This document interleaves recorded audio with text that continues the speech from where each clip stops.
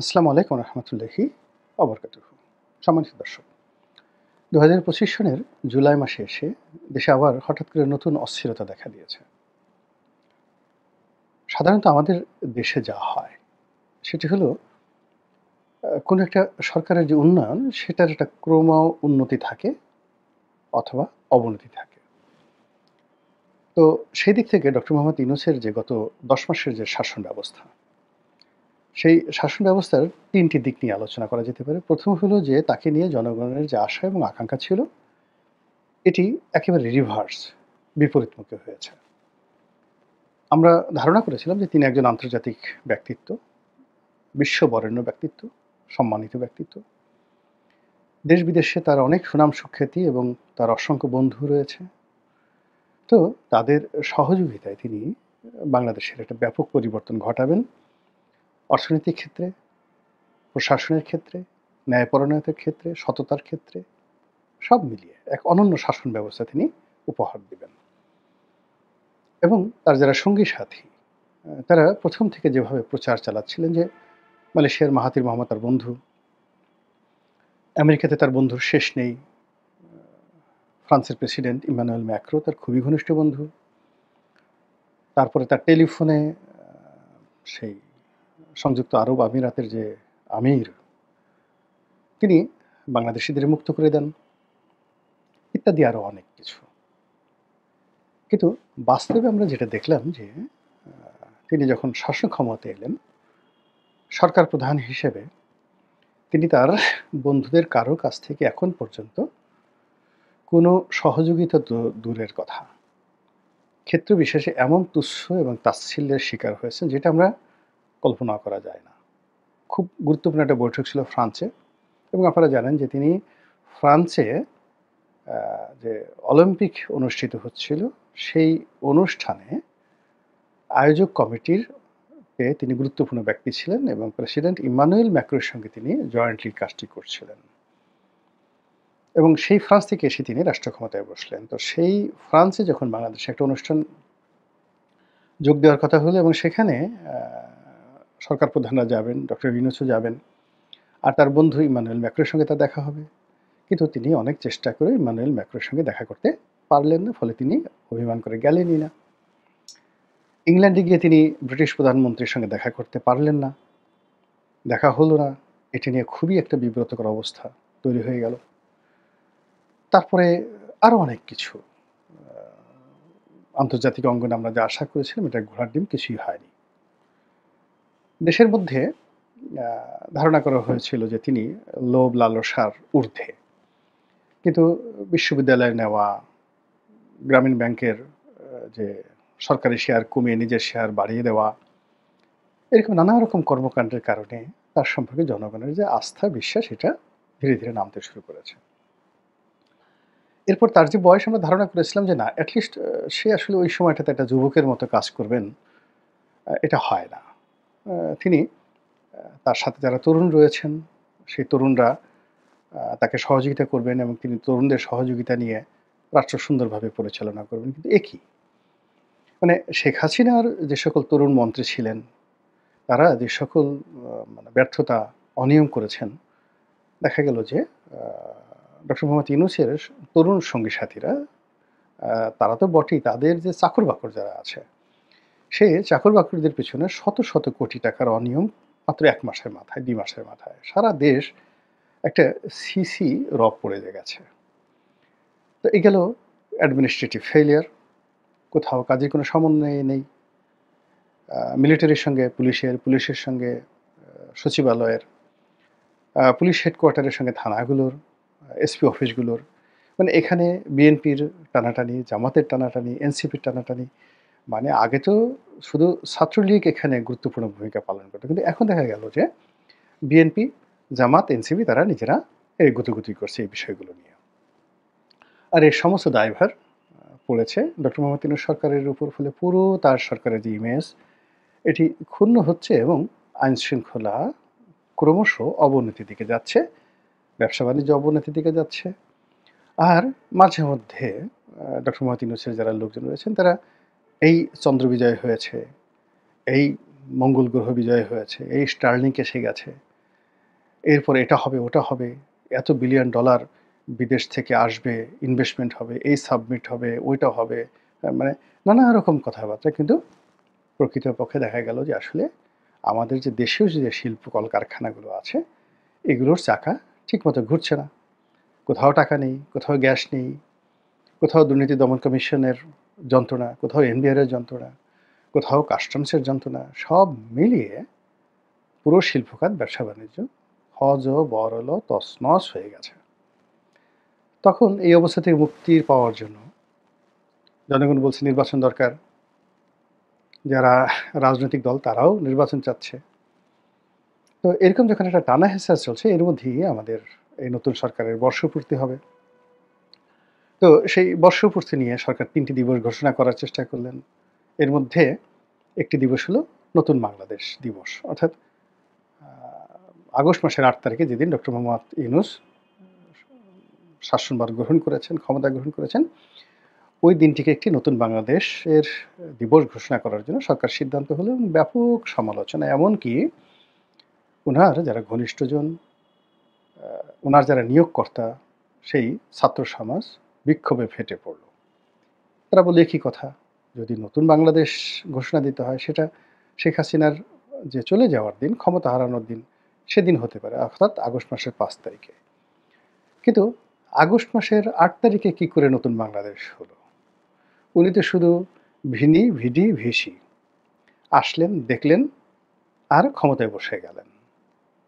এর বাইরে তো উনার কোনো কিছু নেই। আমরা উনাকে ডেকে এনেছি। যেভাবে ধরুন চট্টগ্রাম বিশ্ববিদ্যালয়ের খুব নামকরা এখন যিনি ভাইস চ্যান্সেলর হয়েছেন, খুব নামকরা অধ্যাপক, ভেরি স্মার্ট। কিন্তু অন্য সময় হলে এটা হতো না। কিন্তু এই সময়টাতে তাকে যারা বসিয়েছে, তারা তার চোখের সামনে আঙ্গুল তুলে বলছে যে, "বেশি বড়, বড় কথা বলবেন না। We are the appointee. আমরা আপনাকে নিয়োগ দিয়েছি। আমাদের হুকুমে, আমাদের দয়ায়, আমাদের করুণায় আপনি এই চেয়ারে বসেছেন।"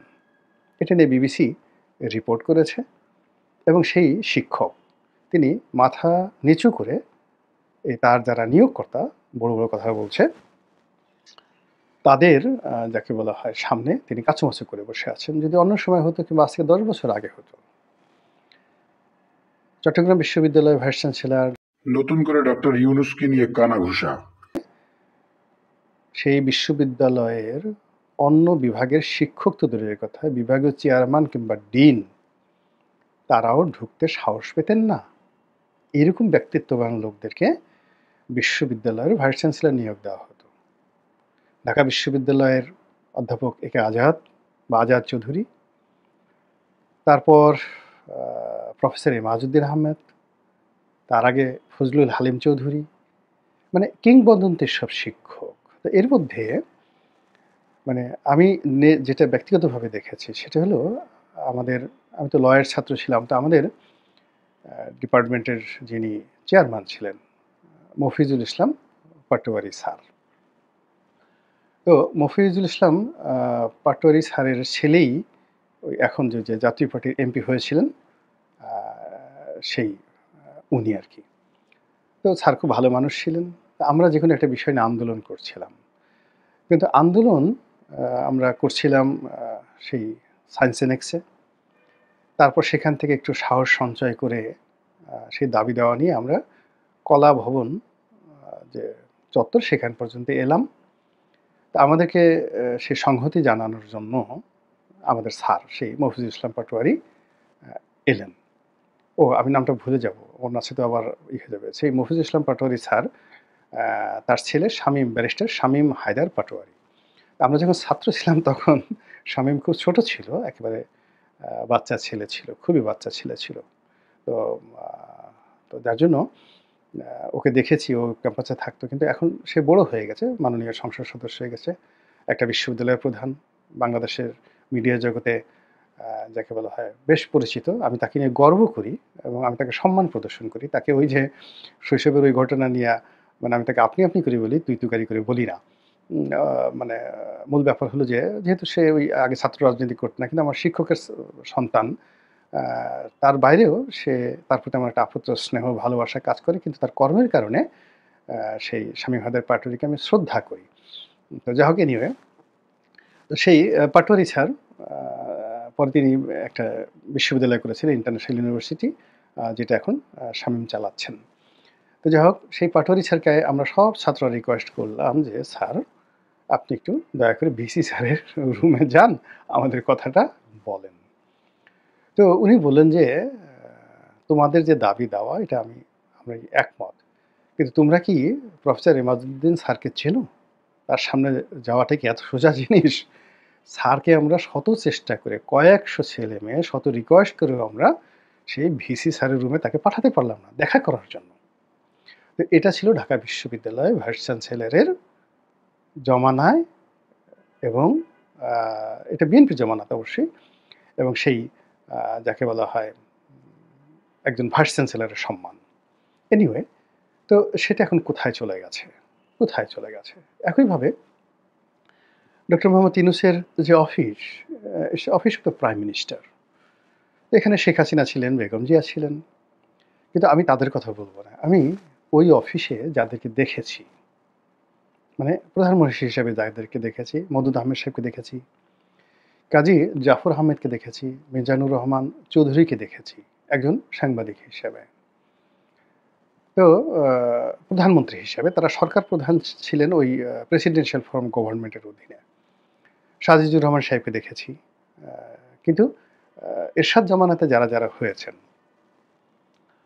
বিশেষ করে মিজানুর রহমান চৌধুরী সাহেব থেকে শুরু করে পরবর্তীতে যারা প্রধানমন্ত্রী হয়েছেন তাদেরকে ঘনিষ্ঠভাবে দেখেছি ইন অফিস, তাদের অফিসে এবং তাদের বাসায়। কি তাদের লেখাপড়া, মানে কি তাদের রাজনৈতিক প্রজ্ঞা। একজন মিজানুর রহমান চৌধুরী এই যে কত বড় কিংবদন্তি রাজনীতিবিদ, আমাদের দুর্ভাগ্য যে আমরা তাদেরকে নিয়ে গবেষণা করি না। আমাদের উচিত এই যে তাদের ভাষণগুলো, একজন কাজী জাফর আহমেদ কিংবা মওদুদ আহমেদ, মানে তারা যে কি পরিমাণ লার্নেড ছিলেন। আ উপপ্রধানমন্ত্রী হিসেবে সেখানে শাহ মোয়াজ্জেম সাহেব ছিলেন। শাহ মোয়াজ্জেম সাহেবের সঙ্গে যারা চলেছেন আপনি কল্পনাই করতে পারবেন না। কি তাদের মেধা! সেই অফিসে এখন ডক্টর মোহাম্মদ ইউনূস বসে আছেন। আর তিনি এখন সরকার প্রধান। তো সরকার প্রধান হিসেবে যদি ধরেন, তাহলে আ তার এই অফিসটি এখন জিয়াউর রহমানের সঙ্গে তুলনা, বঙ্গবন্ধুর সঙ্গে তুলনা, বঙ্গবন্ধুর চেয়ারের সঙ্গে তাকে তুলনা করতে হবে। সাজিদুর রহমান সাহেবের সঙ্গে তাকে তুলনা করতে হবে।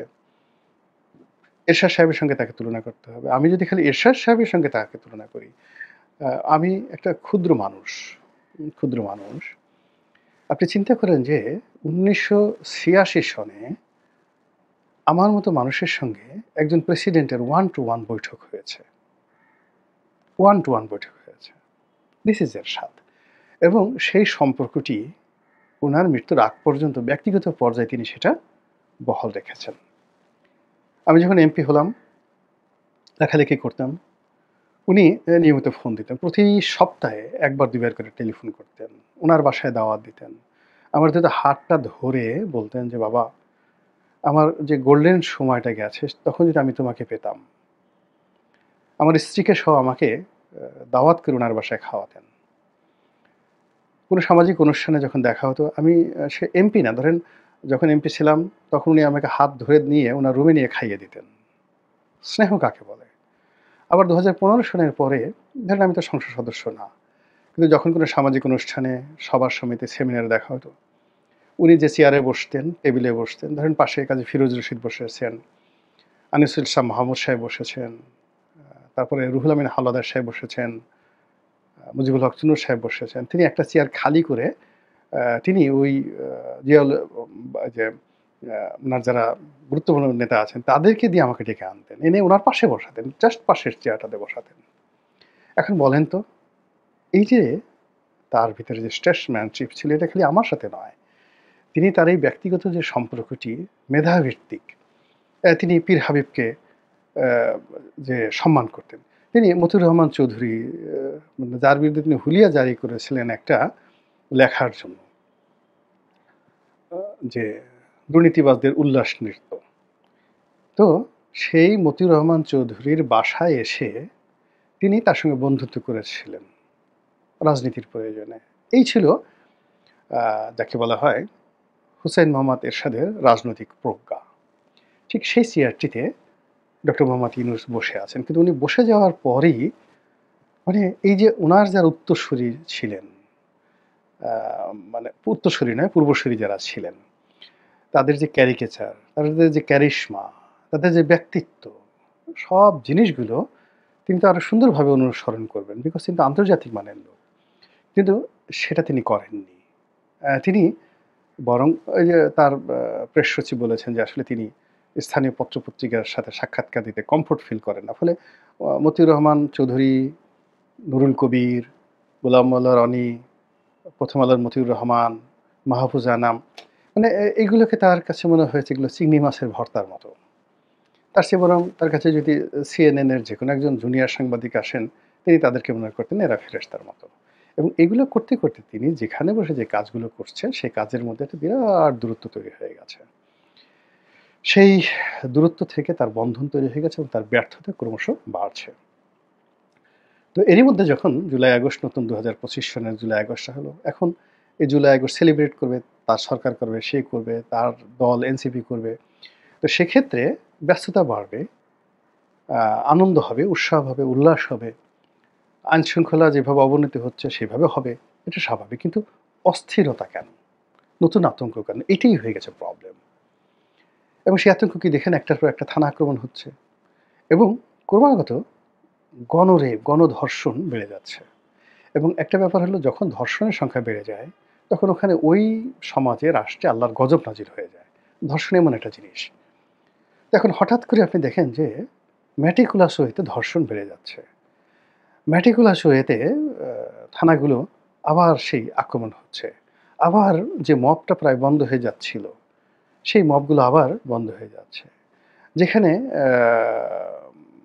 মানে উনার যমুনার সঙ্গে যাকে বলা হয় বঙ্গভবনের একটা দূরত্ব তৈরি হয়েছিল, কিন্তু এটা অশান্তির যে একটা আবহাওয়া ছিল, সেই অশান্তির আবহাওয়াটা কিন্তু দূর হয়ে গিয়েছিল। সেই আশঙ্কাটা আবার এই সময়টাতে এসে আবার নতুন করে দেখা দিয়েছে। এই গণভবনে এটা হবে, রাষ্ট্রপতির চুপ্পু বাদ পড়বে, জুলাই আগস্ট মানে বিপ্লব হবে, আবার সেই জুলাই আগস্টের চার্টার ঘোষণা করা হবে। সব মিলিয়ে এ কোন নতুন অস্থিরতা? এটা কি নিয়তির নির্মম পরিহাস? দিল্লির চক্রান্ত? নাকি আমেরিকার যে ডিপ স্টেট পলিসি রয়েছে, সেই ডিপ স্টেট পলিসির কাউন্টার রেভলিউশন, কাউন্টার অভ্যুত্থান, কাউন্টার চক্রান্ত? এর কারণ হলো যে আপনি যদি গেদুকে মানে বা লেদুকে কোনো একটা কাজের জন্য নিয়োগ করেন, কিন্তু লেদু-গেদু সেই কাজটি করতে পারছে না, তখন আপনি কি করবেন? ধলাকে ডেকে আনবেন। তো এরকম কোনো কিছু হচ্ছে কিনা আমরা জানি না। আমরা সাধারণ মানুষ, চাই না মাগো রাজা হতে, রাজা হওয়ার স্বাদ নাই মাগো, দুবেলা যেন খেতে পাই। ক্ষুদ্র জীবনে আমি ব্যক্তিগতভাবে আল্লাহ রব্বুল আলামিন অনেক কিছু দিয়েছেন খুব অল্প বয়সে। এ জীবনে সেই যে ১৯৮২ সন থেকে রাজা বাদশাহ হাতি ঘোড়া দেখে আসছি। দুটো ডাল ভাত খাচ্ছি। সব জিনিসই মানে জীবনের কোনো অপ্রাপ্তি নেই। এমন কোনো আকর্ষণ নেই যেটা আবার আমাকে পেতে হবে। এমপি হয়েছি, মন্ত্রীদেরকে দেখেছি, প্রধানমন্ত্রীকে দেখেছি। মনে হয়নি যে আমার ওটা হওয়া দরকার। এমপি হয়েছে, আবার মনে হয় না যে দ্বিতীয়বার হওয়া দরকার। ফলে যা কিছু করছি, আনন্দ থেকে করছি, বিবেক থেকে করছি, বোধ থেকে করছি, দেশের জন্য করছি, কোনো স্বার্থ নেই। দেশটা ভালো থাকুক, দেশটা অস্থিরতা মুক্ত হোক, এটাই প্রার্থনা করি। আসসালামু আলাইকুম ওয়া রাহমাতুল্লাহি ওয়া বারাকাতুহু।